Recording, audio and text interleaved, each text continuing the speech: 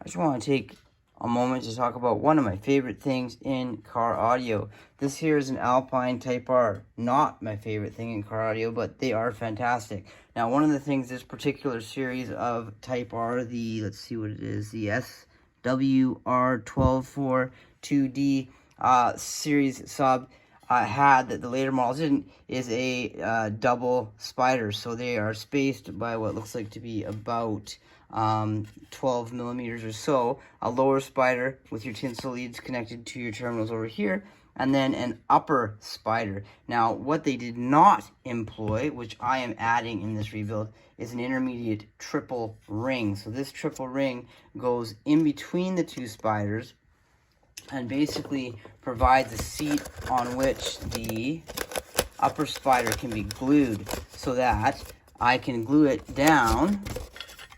Let's see, sorry, I got shims holding it in place.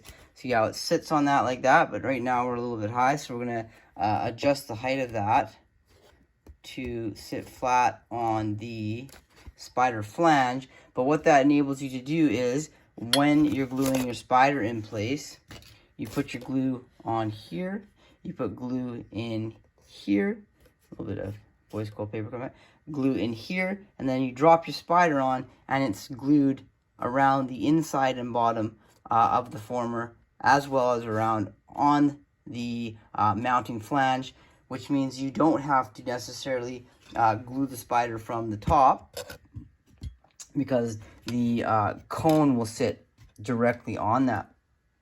One of the things I've noticed with some subs that don't have the intermediate triple ring supporting the second spider is that they are unsupported, and they will release from the glue under the cone, so your upper spider actually separates from the former and it's just floating. I've had it happen lots of times, which is why I like to put the triple ring in between the spiders.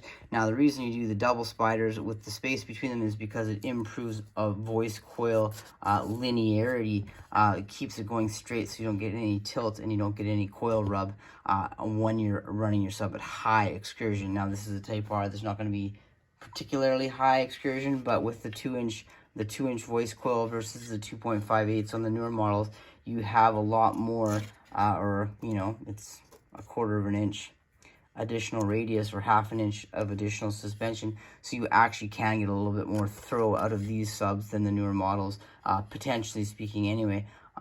So in order to keep that voice coil moving straight, the double spider is very effective. And then, like I say, I've never seen the upper spider release on a Type R, but because I'm building it and I'm rebuilding it, and I'm building it the way that I would build a sub, I've included this 2-inch triple ring that I will set the height on, glue from underneath, and then when I drop the spider in, I don't have to worry about having glue underneath it. And also in the past, what I've done before I started using these is I'd glue the spider from the top.